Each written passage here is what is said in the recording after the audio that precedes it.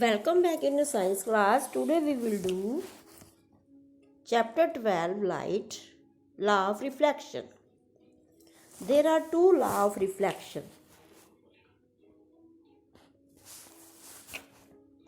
First, now before two law of reflection, we will explain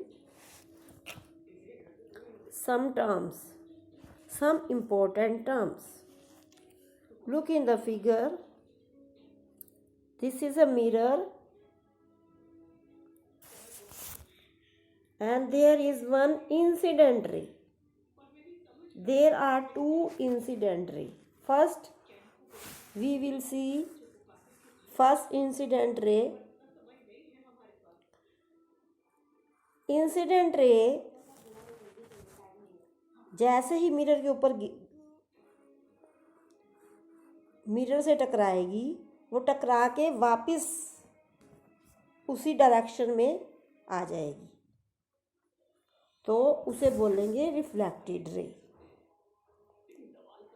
if there is a incident ray then there will be reflected ray. There are two incident ray and there are two reflected ray.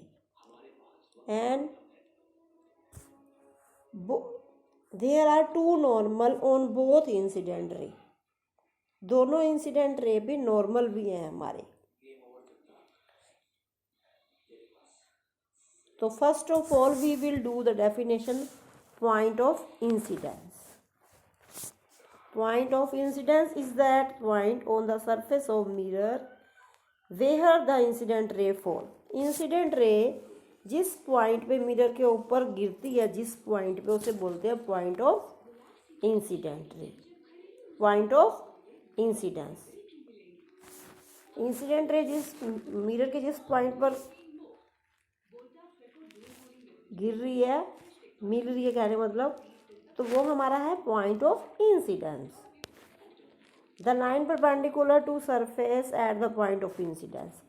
Point of incidence पे एक perpendicular लिया हुआ है. Perpendicular means mirror पे 90 degree का angle बना रहा हो जो तो वो क्या है हमारा normal.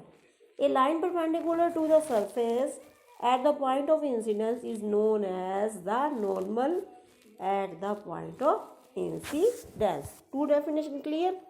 Point of incidence and normal. Now we will do incident ray and reflected ray. Definition of incident ray and reflected ray.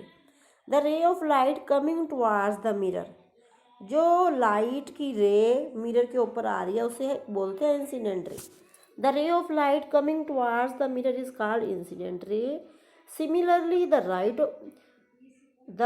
ray of light Similarly, the ray of light which turn back after reflection from the mirror surface is called reflected ray.